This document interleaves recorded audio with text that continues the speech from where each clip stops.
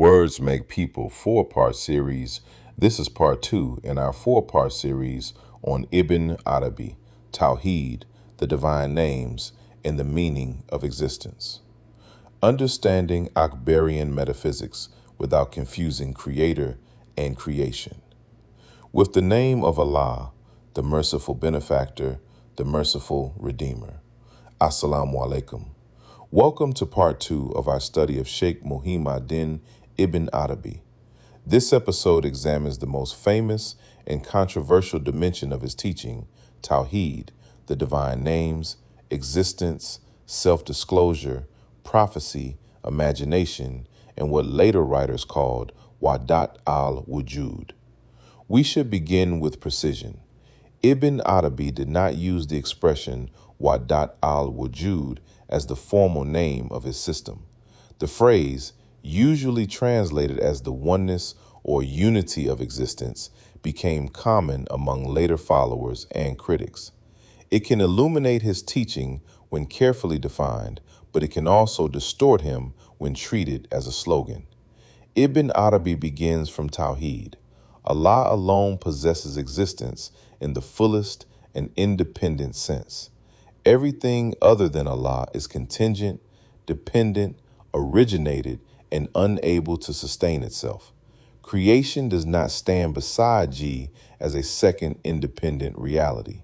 At every instant, it receives existence, form, capacity, and possibility from its creator.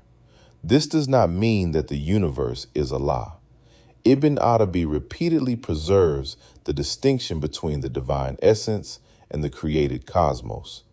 The essence is beyond containment, definition, comparison, and human comprehension. Creation is never the unconditioned divine essence. To say that things depend upon divine existence is not to say that stones, people, or planets are G_D. His language holds together two Quranic requirements, tanzih and tashbih. Tanzih declares Allah incomparable to creation. Tashbih recognizes that revelation also speaks of divine nearness, knowledge, mercy, hearing, seeing, and signs disclosed throughout the horizons and within ourselves.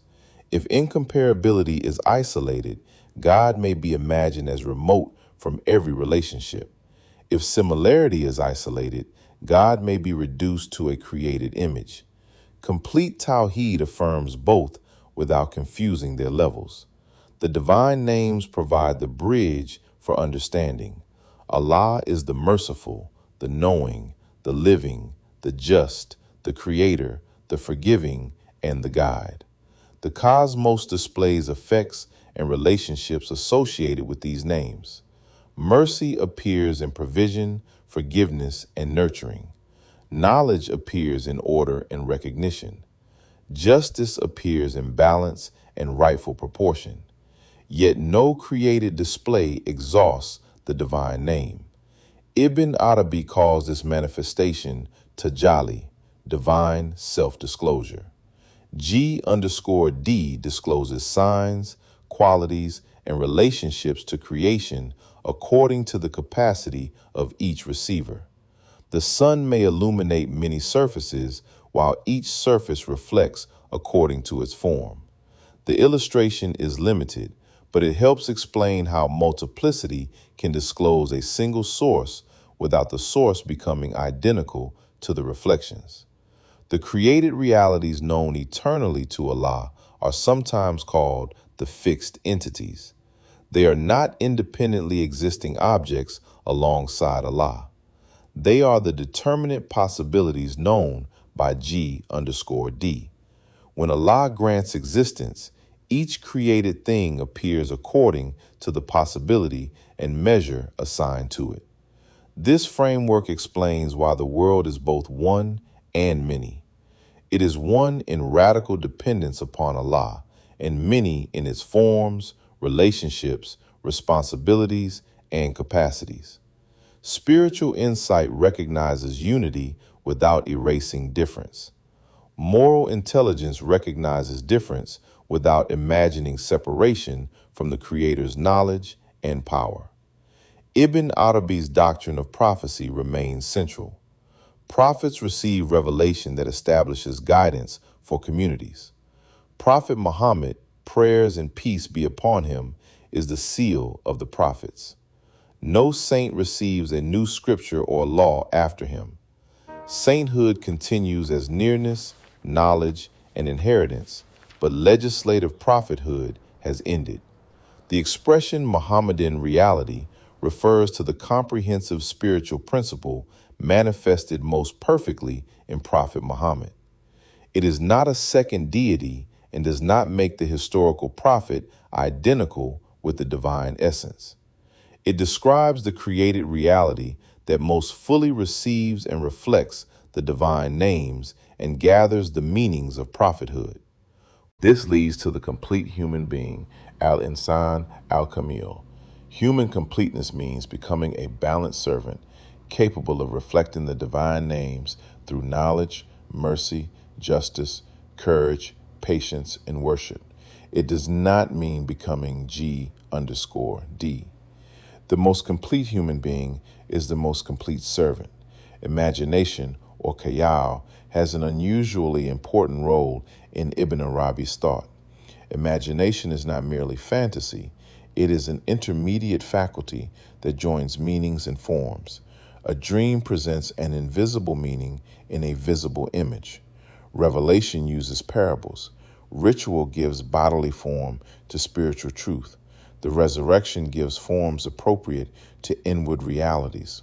Because imagination joins without collapsing distinctions, Ibn Arabi calls it a barzakh, an isthmus or boundary that both separates and connects. Sound interpretation recognizes both sides. It neither worships the image nor dismisses the meaning disclosed through the image. This insight also explains why he opposed crude anthropomorphism. When revelation uses language accessible to human beings, the believer affirms the truth intended by Allah without imprisoning Allah within a physical picture.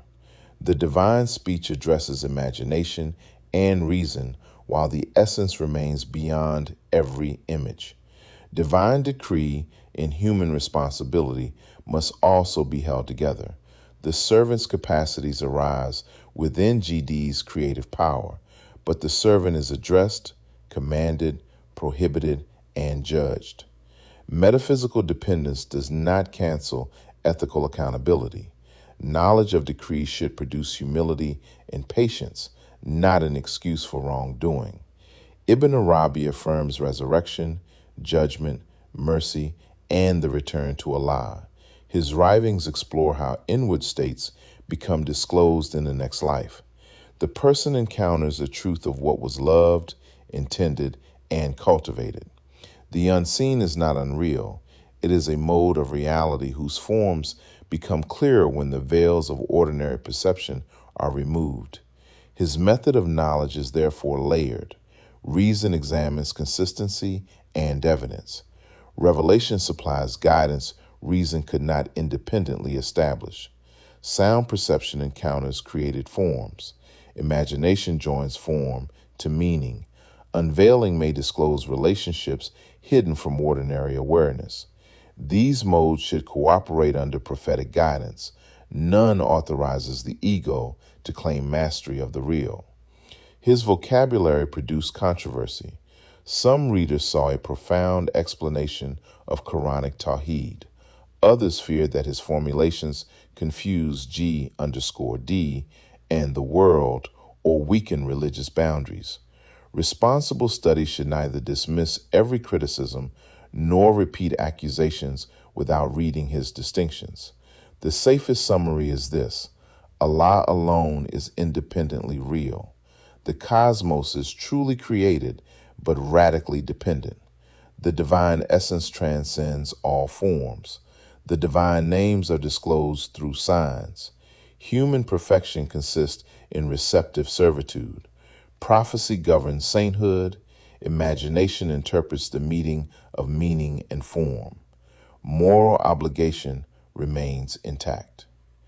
In part 3, we will turn from metaphysical language to the path of ihsan, repentance, zikr, love, knowledge of self, spiritual unveiling, imagination, the complete human being, and the historical Akbarian tradition. May Allah protect us from reducing him to our concepts, and may he teach us to read his signs without confusing the signs with their creator. Assalamu alaikum.